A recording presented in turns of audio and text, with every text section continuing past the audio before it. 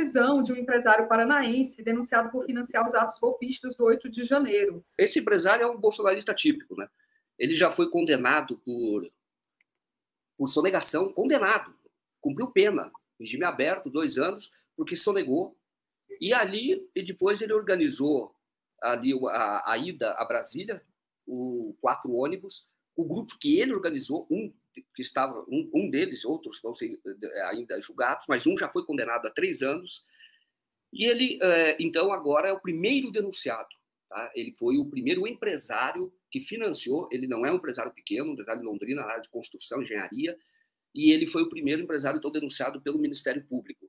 E aí o perfil dele era esse, é do bolsonarista típico, aquele que diz que combate a corrupção, que queria impedir o governo Lula por conta dessa lenda de que é um governo corrupto, que é uma lenda, nós sabemos disso, mas é aquilo que prejudicou demais o país, que foi que abriu ali essa porteira da extrema-direita a partir da atuação da Lava Jato, e ele, então, é aquele que organizou essa ida lá a Brasília e tem isso no currículo, ou na folha corrida dele, que é uma condenação por sonegação. E ali, o que eu coloco no artigo, eu acho isso importante, é que eles, embora não seja um peixe pequeno, ele não é um tubarão, que ainda falta mostrar quem são os tubarões. Eu até cito no artigo que tinha o número 2 de uma multinacional, a Paper Excellence, que é o Josmar Verilo, que era uma pessoa que trouxe a transparência internacional para o Brasil, que era uma pessoa que dizia combater a corrupção, era o número 2 da Paper, e ele ia ser ouvido pela CPI dos atos golpistas, não foi, infelizmente, mas é preciso verificar essa atuação dele como militante de extrema-direita. Ele atacava muito Lula, Janja, e sempre com esse discurso de combate à corrupção, de representando um grupo que é denunciado por corrupção no mundo, que é o grupo da Paper Excellence da família Bajajah, lá da Indonésia. Então, são empresários, grandes potências que precisam ser também investigados, porque não foram. Precisam ser investigadas para que a gente realmente puna os responsáveis. Não é só para punir aqueles que foram lá, não digo que foram manipulados, porque o que eles queriam era isso mesmo, derrubar o governo. Mas eles foram unidos, foram mobilizados por tubarões, por grande capital, seja do agronegócio ou seja de fora, que tinha interesse na manutenção do enfraquecimento do governo Lula e talvez até de uma volta do governo Bolsonaro, mas do enfraquecimento do governo Lula, sem dúvida, era o objetivo com a tal decretação lá da GLO. A parte do financiamento nos atos golpistas, ela não foi devidamente valorizada ainda. Eu tenho a impressão de que, de alguma maneira, há uma atitude mais tolerante em relação aos financiadores do que em relação àqueles que perpetuaram os atos golpistas, as destruições e o vandalismo. É quase como se fossem crimes de natureza menos delitiva, o ato de financiar. Houve muito dinheiro aí, e eu não sinto, da parte dos investigadores, ainda aquela eficácia que seria necessária para dimensionar ou responsabilizar o envolvimento deles. Houve muito dinheiro aí ao longo de vários meses, semanas, voltado para a existência desses atos golpistas.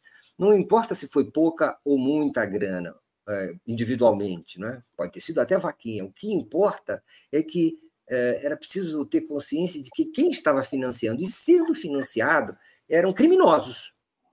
Parece que não, parece que são manifestações de um regime de liberdade toleráveis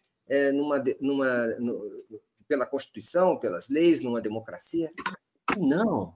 Eu acho que falta a sociedade se conscientizar da gravidade que foi o financiamento disso, e tratado com normalidade. Né? Não, era de semanas pedindo para os generais intervirem, invadirem, não é? As dependências dos poderes, os generais militares bloquearem os poderes, para eles tomarem o poder e criarem uma ditadura no Brasil. Isso tudo financiado, né? Bancado. É claro que algo que acaba corroendo a legitimidade dessas investigações é que parece que elas têm uma espécie de blindagem, elas não podem chegar a certas dimensões da sociedade brasileira. E isso é o que está, vamos dizer assim, bloqueando o avanço. Por exemplo, não podem chegar ao que parece, a uma participação, que também é um financiamento dos próprios generais, pelos próprios militares. Pode ou não pode? Vamos ou não vamos chegar à conivência, que também foi financeira, eu imagino, no apoio às manifestações diante dos quartéis ao longo de semanas e meses. E, então, fica uma coisa um pouco confusa. Não é? Nós vivemos num país que tem uma tradição histórica de passar o pano, de anistia prévia, especialmente com os tubarões. Como lembrou o Mário Vitor, assim, de cara, os magrinhos a gente pega, os barquinhos a gente encana. Os tubarões, enquanto maiores são suas garras, é mais difícil de pegar. A curiosidade diminui, subitamente eles somem do noticiário. Todos nós sabemos disso, a gente escreve essa crônica.